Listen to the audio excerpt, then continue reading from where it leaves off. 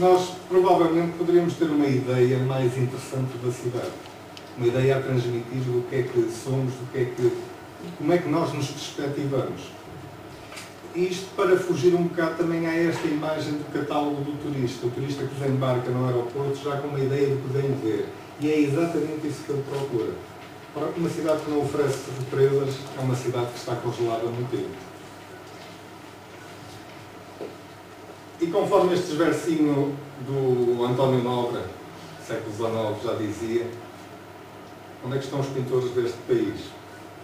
Ele referia-se aqui concretamente mais ao país que é a região norte, onde ele nasceu e onde viveu.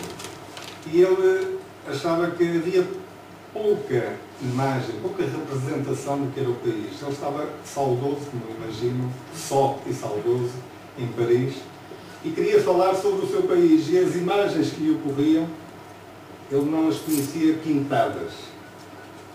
Talvez fotografia procure também ser um bocado uma resposta a isto, tentar fotografar alguma coisa. Mas temos que assumir a nossa cota parte de responsabilidades. Nós, portuenses, um bocado à semelhança dos portugueses em geral, o que é que nós temos sabido conservar das nossas memórias e dos nossos monumentos?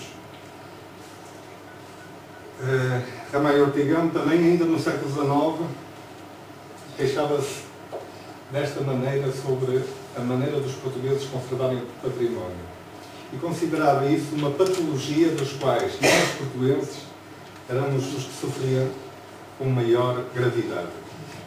E, de facto, se pensarmos que isto foi escrito numa data, talvez 50 anos depois da Almeida Garrett ter protestado veementemente, mas sem qualquer sucesso, para salvar a última porta de muralhas da cidade, o famoso Arco de Santana, que ele tentou justificar por todas as razões que não se podia deitar abaixo, e foi. Este texto foi escrito, se calhar também, 50 anos antes de se deitar abaixo o Palácio do Cristal, em pleno século XX, uma obra indiscutível dentro do seu género, e foi deitado abaixo pelas razões mais triviais possíveis. Estava a cair, ficava muito caro reconstruir e não havia nada a fazer com isso. Provavelmente, polémicas semelhantes estamos a vivê-las. Há quem sinta que está a vivê-las em relação à transformação que teve o Jardim dos Aliados, da Avenida dos Aliados. Possivelmente, no Palácio de Cristal, andam a pensar em fazer um centro de congressos em cima daqueles jardins. Não há espaço para mais nada, pelos vistos. Resultado, o que é que nós, portuenses, temos a dizer sobre isto? Temos falta de iniciativa, temos falta de civismo neste sentido, não é que andemos a insultar-nos, mas não tratamos da coisa pública como coisa nossa. Saímos à rua e dizemos, a rua não é minha, não é de ninguém, o que se passa lá não é comigo. E acaba, a cidade é nossa.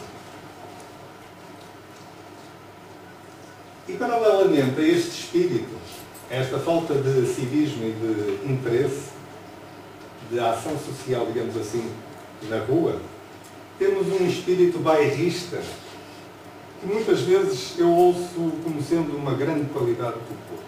Por isso eu, alguns aí numa dessas fotografias, digo que as maiores qualidades desta cidade são os seus maiores defeitos. É uma cidade que gosta de cultivar um espírito bairrista, mas o bairrismo é uma coisa de bairro. E fica bonito quando é para marchas de São João e coisas assim do género. Mas este bairrismo que eu estou a falar é um bairrismo que se alarga a toda a cidade e faz da cidade uma superfície com cerca de 40 km quadrados rodeada pelo anel da circunvalação. E quando dizem que atravessam a ponte, dizem que vão para Marrocos. Esta gente não sabe que esta nação, Portugal, nasceu precisamente do nome de uma cidade que se chamava Porto de Cala. Porto de Cala é uma cidade que nós parece que desconhecemos. E o que é esta coisa então do Porto? O Porto que portografia fala? É algo que está mal arrumado na cabeça dos portugueses. É algo que todos nós, no fundo, sabemos, mas pelos vistos andamos esquecidos. E andamos esquecidos e andamos sem futuro sem sentido, precisamente porque deixamos de representar aquilo que nós vemos na cidade. Não conseguimos criar uma ideia que faça sentido com o que esta cidade dá. E eu não estou a falar olhando só para trás, porque o olhar para trás tem sentido quando a gente pensa em andar para a frente. E é esta a razão porque em portografia eu trato da cidade como sendo portugária. Porque as pontes simbolizam o esforço que é dos habitantes desta cidade em manterem-se juntos. O rio não separa a cidade. O rio é o sítio onde esta cidade se construiu, em ambas as margens. E foi aqui que ela construiu a sua fama e o seu proveito. E do lado de Gaia, naturalmente, nós vemos onde está o proveito. A fama maior que esta cidade tem no mundo está lá. E o vinho tem o nome desta cidade.